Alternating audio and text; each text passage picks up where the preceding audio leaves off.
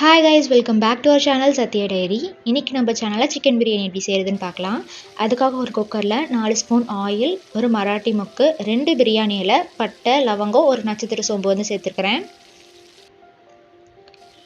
அதுக்கப்புறமா 3 medium size வெங்காயத்தை வந்து நீள நீளமா கட் பண்ணிட்டு கொத்தமல்லி, கறிவேப்பிலை, பச்சை மிளகாய் சேர்த்துக்கலாம். பச்சை மிளகாய் இல்லைன்னா நீங்கள் வர மிளகாய் கூட சேர்த்துக்கலாம். இப்போ இதை நல்லா வந்து கிளறி விடுங்க.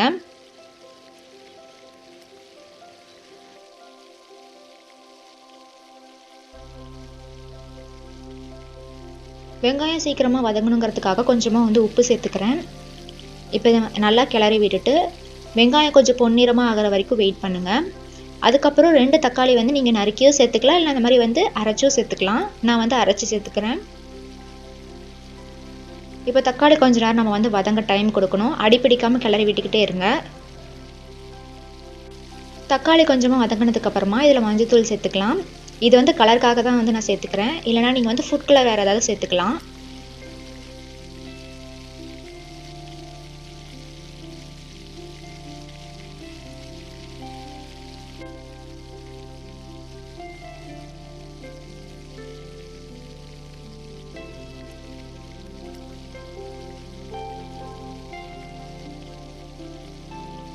தக்காளி நல்லா வணக்கி எண்ணெய் பிரிஞ்சு வந்ததுக்கப்புறமா 4 ஸ்பூன் இஞ்சி பூண்டு paste, 2 spoon biryani masala, 1/4 spoon வந்து நம்ம பட்டை பவுட்ரு சேர்த்துக்க போகிறோம். ஆல்ரெடி வந்து நம்ம பட்டை வந்து சேர்த்துருக்கோம்.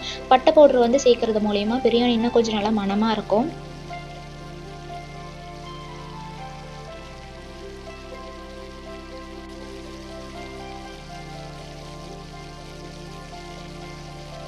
இஞ்சி பூண்டு சேர்த்ததுக்கப்புறமா நல்லா வந்து பச்சை வாசம் போகிற வரைக்கும் வேக விடுங்க.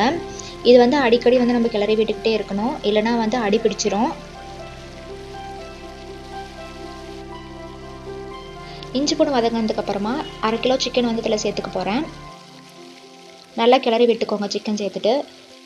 அதுக்கப்புறமா கொஞ்சமாக தண்ணி சேர்த்துட்டு ஒரு 2 நிமிஷம் வந்து வேக விடுங்க.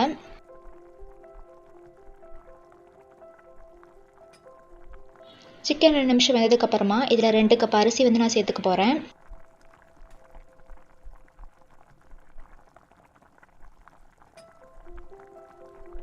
ரெண்டு கப் அரிசிக்கு 4 கப் தண்ணி வந்து கரெக்டாக இருக்கும்.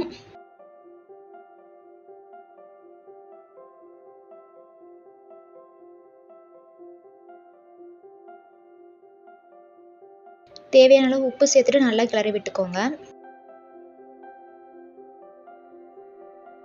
இப்போ குக்கர் வந்து நம்ம மூடி வச்சிடலாம். 2 விசில் வர வரைக்கும் வெயிட் பண்ணுங்கள். 2 விசில் வந்ததுக்கப்புறமா ப்ரெஷரும் ஃபுல்லாக ரிலீஸ் ஆனதுக்கப்புறமா நம்ம குக்கர் ஓப்பன் பண்ணிடலாம்.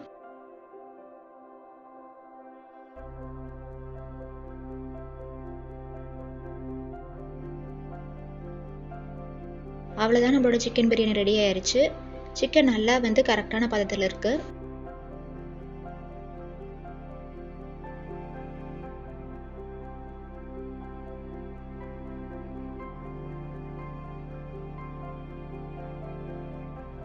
நெக்ஸ்ட் வீடியோவில் இன்னொன்று இன்ட்ரெஸ்டிங்கான ரெசிபியில் மீட் பண்ணலாம்.